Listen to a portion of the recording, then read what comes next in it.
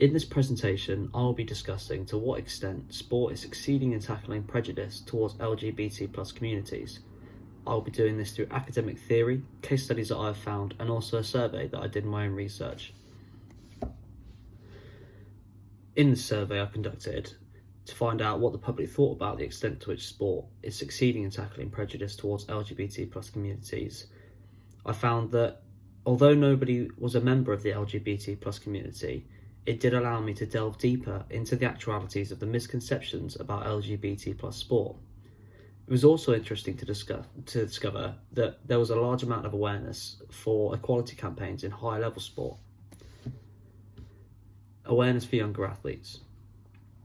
When asked what has your sport done to combat prejudice against the LGBT plus community, the participant responded with, "My sport doesn't discriminate. It doesn't matter who you are. If you play rugby, you're one of us."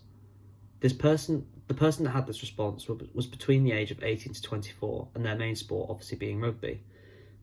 Now, despite this being a nice sentiment, the response in itself shows an arrogance and ignorance amongst younger athletes that is typically overlooked. As many rugby fans or members of the LGBT plus community will know, one of Australia's most impressive international talents, Israel Folau, was dropped from the national team after tweeting that hell awaits gay people. The kind of unawareness that lies amongst younger athletes is at no fault of their own, but down to a lack of recognition for equality in lower levels of sport.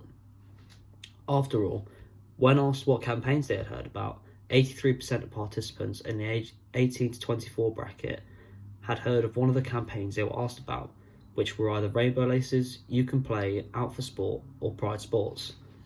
So I would argue that the campaigns are not the issue. There's a lot of awareness for them, but it's the lack of awareness in the issues of sport and the understanding that surrounds it.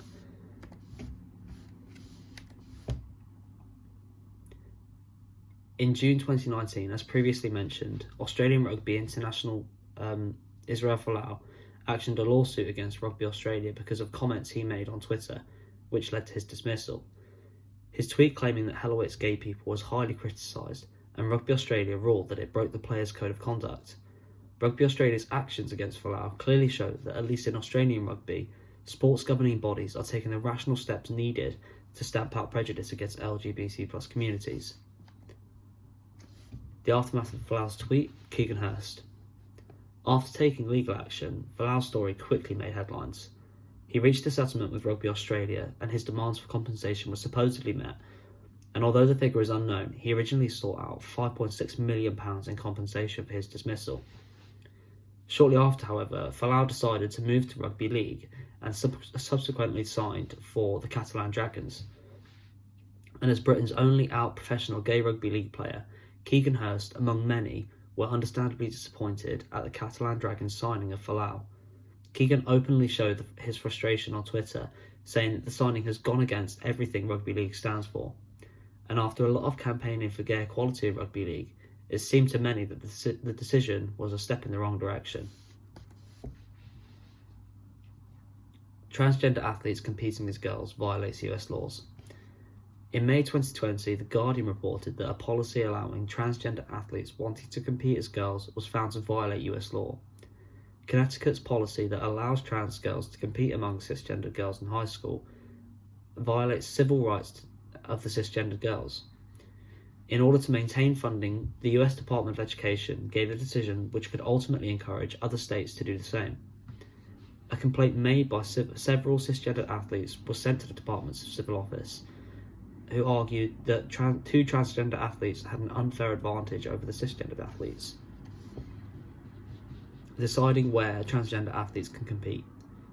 The issue has derived from the state of limbo that trans athletes have to face when it comes to competing. Though male to female athletes want to compete in the women's competition, it is a tough issue that causes many to assume an unfair advantage is given to the transgender athletes.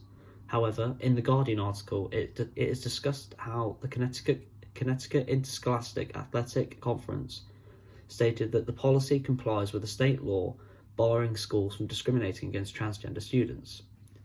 The fact that the athletic board contested for the rights of their transgender students shows that, although it isn't perfect, athletic boards are electing a more inclusive approach towards LGBT sport. Progress slowly but surely. In the article by author Roy McGrath, it is discussed the difficulties that gay men face in the changing dynamics of sports media. In the investigation, McGrath found that although now the media is more accepting of the LGBT plus community, there are issues that used to come with sports media. With many athletes coming out and disclosing their sexuality, a participant in the investigation claimed there was a time when the media would try and out an athlete if they thought they had a scoop. This clearly shows the inequality that once defined LGBT athletes. The idea that their sexuality was just a story for journalists instead of what is deemed now a sacred part of someone's identity that they can choose to release to the public. How sports media has a dominating impact.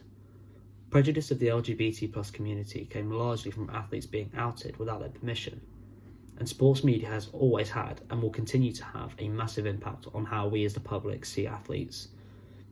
And with the improved acceptance of the LGBT plus athletes and the LGBT plus community in general, the image that sports media outlets portray of the community are now largely more positive. According to one of the investigation's participants, media outlets now even help athletes with releasing their story. The participant admitted, "We might work with an athlete if they made the choice to break their story, but we wouldn't do it behind their back."